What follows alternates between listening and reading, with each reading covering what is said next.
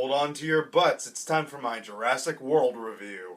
A fair warning, this video will have Jurassic World spoilers, so if you haven't seen it, go away. We don't want you.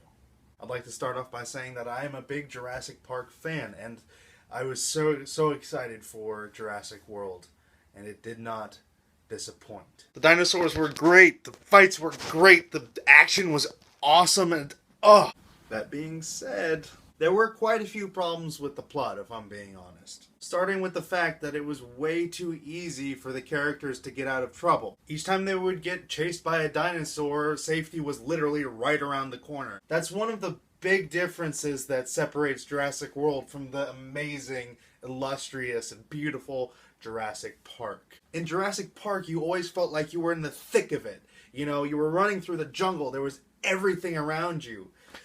But in Jurassic World, things seem to be more contained. In other words, it didn't quite feel like anything could happen. I would chalk up those problems mostly to script issues.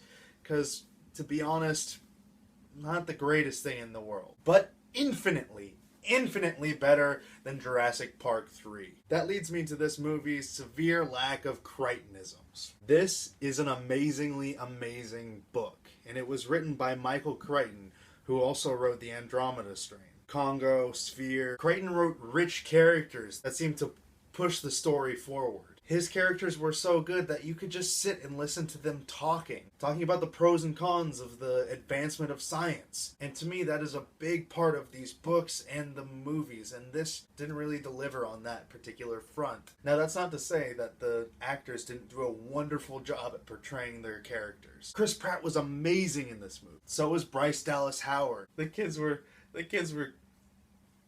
alright. Kinda.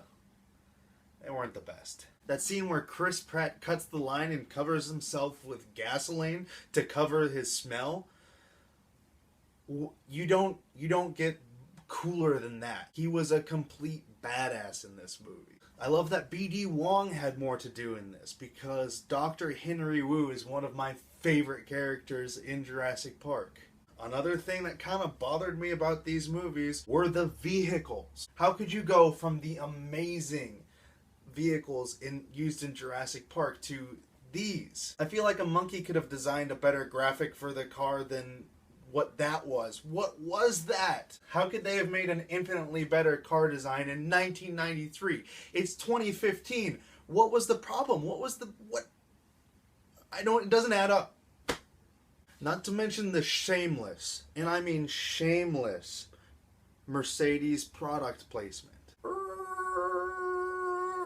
Close-up of Mercedes symbol. There are some jabs at this kind of mentality when they talk about how Verizon is sponsoring the park. There was a really cool homage to Jaws in the movie. Remember that cool scene where Bryce Dallas Howard was driving away as fast as she could in this really cool ambulance scene, and the lights were going off and it was awesome? The two kids threw an air tank at the raptors, of course giving us a nod to that wonderful scene in Jaws where the same thing happens. I actually genuinely think it's really cool. Also, Jurassic World has, in my opinion, the scariest moment of all the Jurassic Park franchise. When all the dinosaurs in the aviary are released, and they're going out at the crowd, and everyone's getting picked up and thrown. The part where the assistant is picked up, and then both of them get eaten by the mosasaur.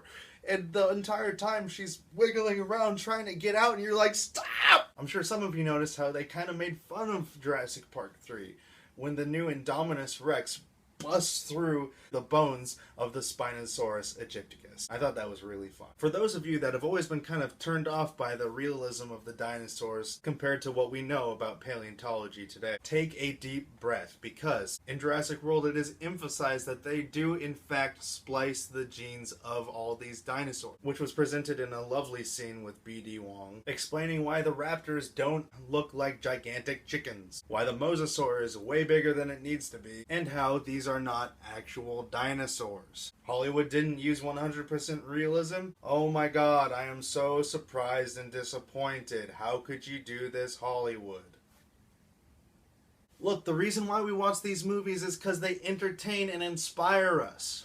Did you know that when Jurassic Park came out, more and more people decided to go into paleontology than ever before? I mean, these movies inspire kids, and they...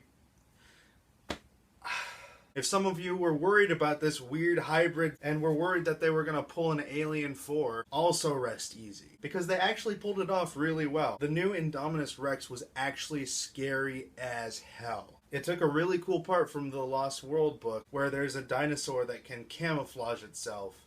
It was a really cool part in the book when they were in this compound and they were getting attacked by something they couldn't see. It was a feeling of claustrophobia and terror that actually turned out really well in the movie. The last part of this movie was non-stop awesome. There was a final fight between the Tyrannosaurus Rex and the Indominus Rex that was nothing short of breathtaking. Am I comfortable with it being more of a monster movie than Jurassic Park was? Not entirely, but the truth is it worked. Our final score for Jurassic World is 4 out of 5 Chris Pratts.